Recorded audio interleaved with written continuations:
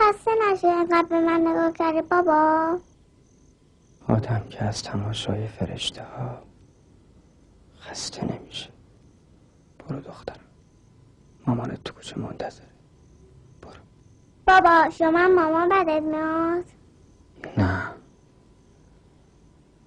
نه مامانت حق داشت. نگران بود که اگه بخواد برات خواهر یا برادر بیاره مثل من مریض بشه. واسه همین از من جدا شد. برو دختر. مامان اصلاح میکنه ولی من دلم نمیخواد. چی رو؟ به این آقای که مامان باش عروض کرده بگم بابا بگم.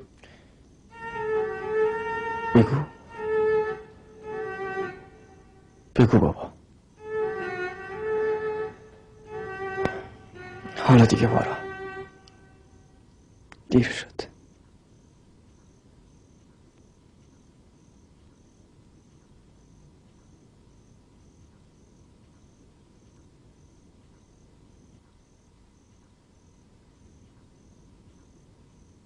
بابا نه دوست دارم.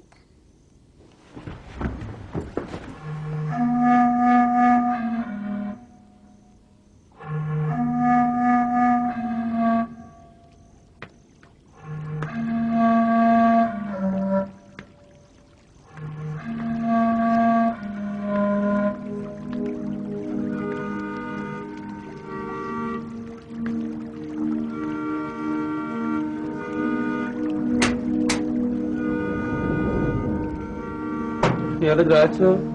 یه ساعت ما رو علاف کردی. خداحافظ شما.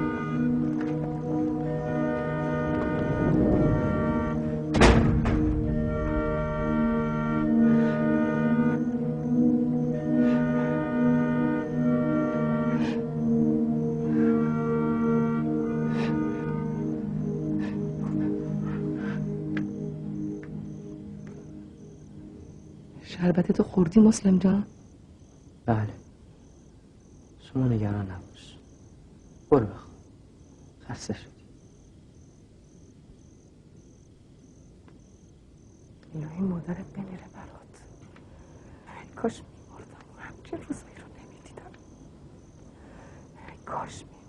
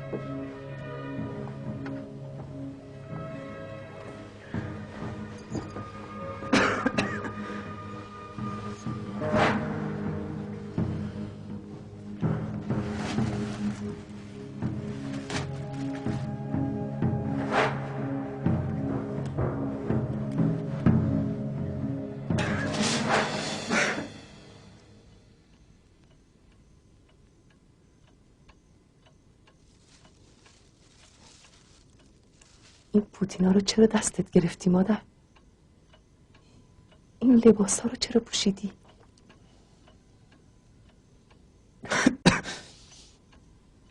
جایی میخوای بری مادر؟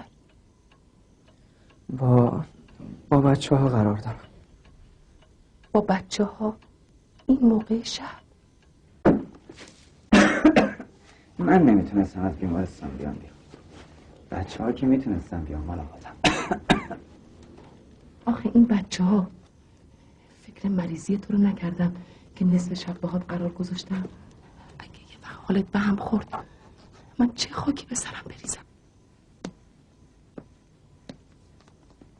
بعد از این همه سال بهش سرای حال دیگه‌ای داره مادرم. الهی فدات شم. دیگه دنبال من نیا. برو بخواب قربونت. برم بخوابم؟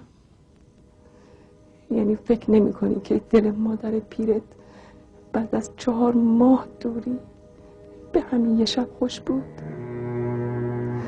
یعنی حق اینو ندارم که یه شب سیر ببینمت؟ فردا صبح که برگردی بیمارستان باز منم و این خونه خالی مادر. خدا رو شکر کن جلوی چشات نیست. وگرنه شما مثل من شیمیایی میشه. منو عراقی ها شیمیایی کردن، شما رو غم و غصه. قبول کنید هرچی جلو چشات نباشم بهتر. بخند دیگه فدات شم. حرف نکن.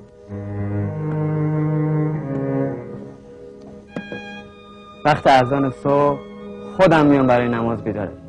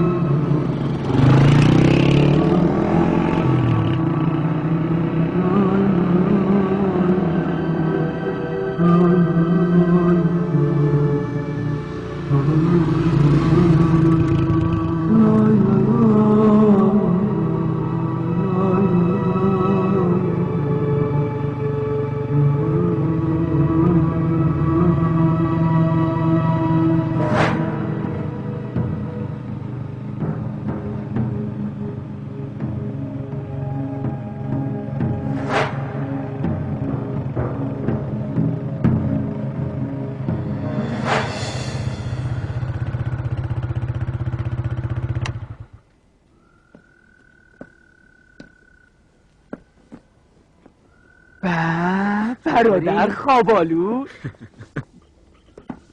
چاکری برادر مسلم خان سرفزاده. اسیرتم مسلم جون. بنده یک پارچه تعلق خاطر هستم نسبت به حضرت علی. شما چطور؟ اما یاخت آدم ده.